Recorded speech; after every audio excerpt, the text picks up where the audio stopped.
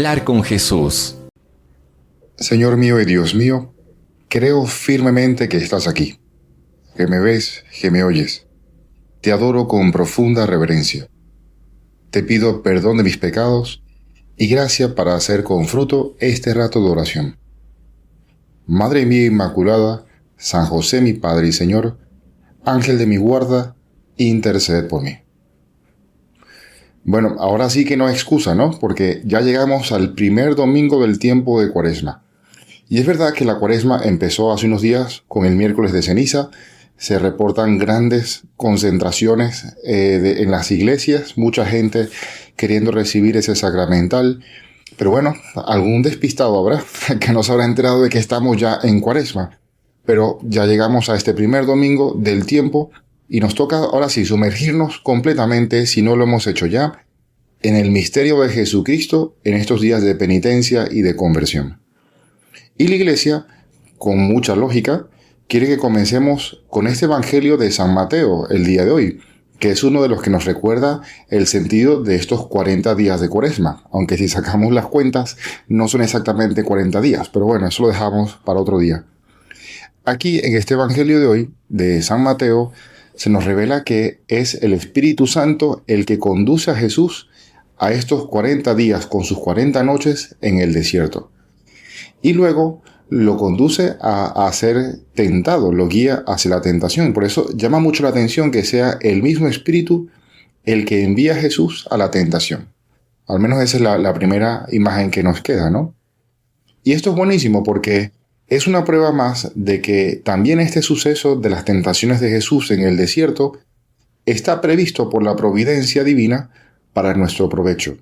Porque todos los gestos del Señor, todas las acciones, todo es redentor. Y por lo tanto también este suceso del día de hoy está por la providencia divina para nuestra salvación. Obviamente este pasaje del Evangelio de las tentaciones del Señor en el desierto ya lo conocemos la historia, conocemos también el final, sabemos que termina muy bien. Pero también lo que sucede en el medio nos ayuda mucho en el camino de la propia santidad. Y bueno, como diría Jack el Destripador, ¿no? Vamos por partes. La primera es que gracias a este suceso, que queda reflejado en el Evangelio, entendemos que la tentación no es automáticamente pecado. Puede parecer una cosa obvia, ¿no? La tentación no es exactamente pecado, no es automáticamente pecado, pero resulta que verlo aquí en el Evangelio hace que uno luche con mayor tranquilidad. Y la lógica es muy simple. Nuestro Señor sufre las tentaciones del demonio, claro que sí. Nuestro Señor sufre tentaciones, lo vemos en el Evangelio de hoy. Pero no podemos decir que Dios es un pecador, porque eso sería una herejía del tamaño de una catedral. Y por lo tanto, se nos recuerda que el Señor sufre tentaciones, pero no es pecador. Por lo tanto, hay una distancia entre la tentación y el pecado, una distancia, y esa distancia es el consentimiento. Esto es importantísimo recordarlo para que podamos luchar con más tranquilidad. Porque mientras no haya consentimiento en la tentación, no se produce ese paso hacia el pecado. Y ese espacio entre la tentación y el pecado es importantísimo agrandarlo lo más que se pueda. Por ejemplo, si a mí 1000 veces en una hora me viene el pensamiento de odio por algo que alguien me hizo, pero cada una de esas 1000 veces apenas me doy cuenta de que estoy metido en aguas pantanosas, de odio, de rechazo, de rencor, lo que sea, resulta que si cada una de esas veces yo rechazo ese pensamiento y le pido a Dios de verdad el mayor bien por esa persona que me hizo ese daño, seguramente ahí no se produjo pecado. No hubo ese paso de la tentación al pecado, porque no hubo consentimiento. Para que se vea más claro, voy a poner el ejemplo contrario, ¿no? Porque otra cosa sería que, no sé, me di cuenta de que le estoy deseando el mal a alguien, movido por el rencor. Y me doy cuenta de que efectivamente, este pensamiento como que no va. Pero en lugar de cortar, me quedo más bien un rato como deleitándome en la imaginación, en ese mal que me parece a mí que sería la justicia para esa persona que me ha hecho tanto mal. En este sentido, vamos para aclararnos más el asunto, resulta que el Catecismo de la Iglesia Católica lo dice muy claramente. El Espíritu Santo nos hace discernir entre la prueba, que es necesaria para el crecimiento del hombre interior, y la tentación que conduce al pecado y a la muerte. Debemos también distinguir entre ser tentado y consentir en la tentación. De eso es lo que estamos hablando ahora, ¿no? Por último, el discernimiento desenmascara la mentira de la tentación. De esto habla el Evangelio también de hoy. El padre de la mentira es el que intenta engañar no solamente al Señor tontamente, sino también a cada uno de nosotros. Y termina el catecismo diciendo: aparentemente, el objeto de la tentación es bueno, es seductor a la vista, es deseable, mientras que en realidad su fruto es la muerte. Bueno, todos sufrimos tentaciones, ¿no? Y es bueno saber esto, que bueno, el tener tentaciones no es tanto un problema, sino si hay consentimiento a esas tentaciones, que ya es pecado. Y por temporadas puede parecer que cierta tentación sea especialmente fastidiosa, sobre todo en materia de pensamientos y de deseos, ¿no? Es como una mosca que revolotea con demasiada insistencia. Y a veces si luchamos, seguramente tienes también experiencia de esto, ¿no? Pero si luchamos diciendo, no voy a pensar en la mosca, no voy a pensar en la mosca, no voy a pensar en la mosca, sorpresa. La mosca ahora termina del tamaño de un elefante. Y por eso, este evangelio de hoy es francamente bonito porque nos abre la posibilidad de luchar de un modo más bien positivo, con la sustitución afirmativa. Me explico. Si cada vez que el demonio instigaba a nuestro Señor Jesucristo, el Señor sustituía esas palabras engañosas del demonio, el padre de la mentira, por otra cita del Deuteronomio. Y el tema no era tanto que citara el Antiguo Testamento, sino que cada una de esas citas era una reafirmación en su amor al Padre. No solo de pan vive el hombre, sino de toda palabra que sale de la boca de Dios. No tentarás al Señor tu Dios. Al Señor tu Dios adorarás y solo a Él servirás.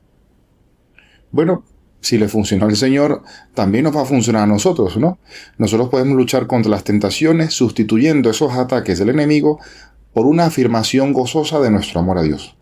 Por ejemplo, si nos vienen tentaciones contra la castidad, en lugar de quedarnos en el no veo, no pienso, no hago, que hay que hacerlo, ¿no?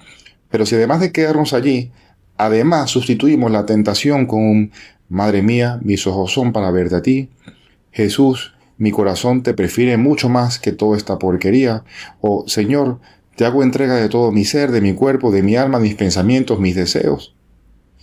Caray, luchar así tiene otro color. Así es más efectivo, cansa mucho menos, y además le damos como una vuelta de judo a la tentación porque nos iba a alejar de Dios y resulta que, sorpresa, terminó más bien acercándonos a Dios.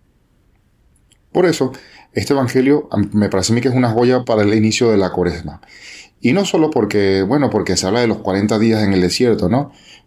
Porque además hay otros episodios del Antiguo Testamento que también mencionan los 40 años, ¿no? Por ejemplo, los 40 días. Sino porque este evangelio nos recuerda que para un cristiano la negación es producto de una afirmación. Porque no solo le decimos que no a la tentación, sino que eso es una consecuencia de que queremos decirle que sí a Dios. Y del mismo modo, en estas semanas que ya se acercan, bueno, no solamente le vamos a decir que no al chocolate, al azúcar, a la carne, al pollo, al cerdo los viernes, por ejemplo. Le vamos a decir que no a perder tiempo en el teléfono. Le decimos que no a las malas palabras, al bañarse con una temperatura demasiado cómoda, o no sé, cualquier otro sacrificio típico de Cuaresma. Le decimos que no a alguna de estas cosas para poder decirle que sí a Dios con más fuerza. Esa es la lógica de la Cuaresma, la lógica del amor típica de la Cuaresma. Y por eso este evangelio nos viene de maravilla. La Cuaresma es ese tiempo en el que se nos invita voluntariamente a entrar en ese desierto interior, a apagar el ruido, a escuchar lo esencial. No es solamente sufrir por sufrir sin sentido, sino que se trata de fortalecernos en el amor a Dios. Así, en este tiempo, ojalá que nos desprendamos de las cosas superfluas, para que así podamos ver mejor lo que es esencial y lo podamos elegir, decirle que sí, Señor, te elijo a ti con mucha más fuerza. Por eso, en este tiempo de Cuaresma, aprovechando este evangelio de hoy, antes que pedir fortaleza para vivir bien el ayuno o las mortificaciones o las penitencias pautadas, vamos a pedirle más amor a Dios. Que nuestro corazón sea muy generoso, para que así, en estas pequeñas mortificaciones o en las grandes tentaciones de la vida, podamos elegir a Dios antes que nuestras propias comodidades, nuestras preferencias y nuestros gustos. Que sea más grande el amor. Te doy gracias, Dios mío, por los buenos propósitos, afectos e inspiraciones que me has comunicado en esta meditación. Te pido ayuda para ponerlos por obra. Madre mía Inmaculada, San José mi Padre y Señor, Ángel de mi guarda, interceded por mí.